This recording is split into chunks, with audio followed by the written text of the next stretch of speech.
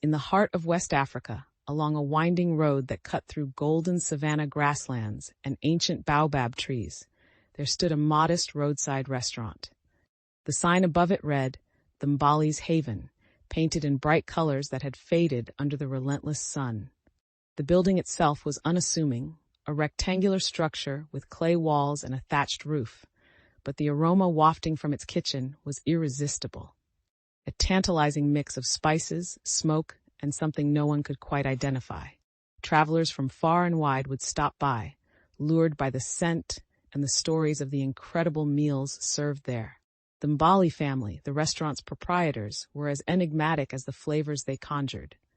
The family consisted of Baba Mbali, a towering man with a voice as deep as a talking drum. Mama Anika, a woman with a laugh so warm it could thaw the iciest hearts.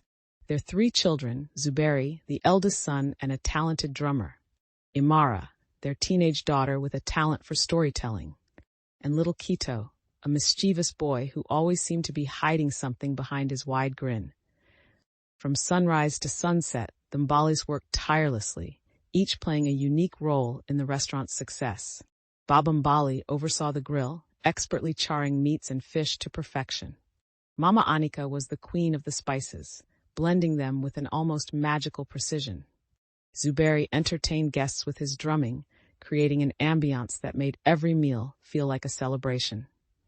Imara spun tales as she served dishes, stories so vivid and engaging that patrons often lingered long after finishing their meals. Meanwhile, little Kito darted between tables, charming customers with his antics, and occasionally sneaking off to the back where the family kept their secrets. It wasn't long before rumors began to swirl about the Mbalis and their food. Some said they used ancient recipes passed down from their ancestors, recipes that called for ingredients found only in the most remote corners of the continent. Others whispered that they had struck a deal with a mysterious forest spirit who granted them the ability to infuse their dishes with an unearthly deliciousness. A few skeptics dismissed the tales, attributing the restaurant's success to nothing more than excellent cooking. But even they couldn't explain the strange pull that drew them back again and again. One evening, a group of curious travelers arrived at the Mbali's Haven. Among them was a young journalist named Ayo, who had heard countless tales about the restaurant and was determined to uncover its secret. As she dined on a bowl of jollof rice so flavorful it brought tears to her eyes, she watched the family closely, noting their every move. After the meal, Ayo approached Imara, hoping to learn more. "Your food is incredible, but I can't help wondering, what makes it so special?" "It's the love we put into it, and perhaps a touch of magic." Unsatisfied with the vague answer, Ayo decided to dig deeper. That night, she stayed in a nearby village and waited until the lights in the restaurant dimmed. Then, under the cover of darkness, she crept back to the building and peered through a crack in the wall. What she saw left her breathless. In the dimly lit kitchen, the Mbali family stood around a large wooden table. On the table was a bowl filled with a shimmering golden liquid that seemed to pulse with light.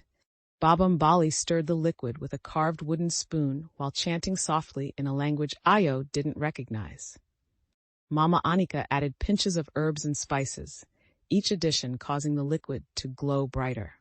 Zuberi drummed a steady rhythm, his beats synchronized with the pulses of light.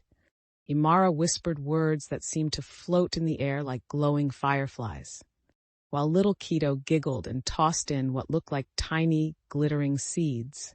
Ayo stumbled back, her heart racing. She had uncovered their secret. The Mbalis were no ordinary family. They were keepers of an ancient culinary art, a blend of cooking and ritual that infused their food with the essence of joy, warmth, and connection.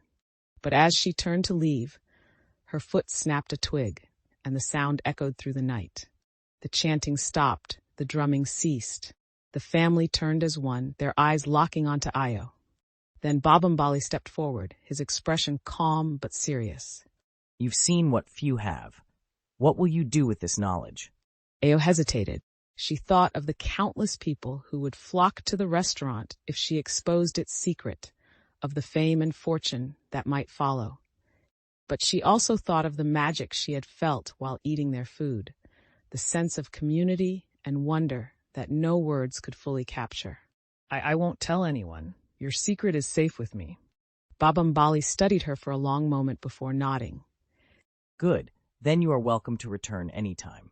From that day on, Ayo became a frequent visitor to the Mbali's haven, always marveling at the family's artistry, but never breathing a word of what she had seen.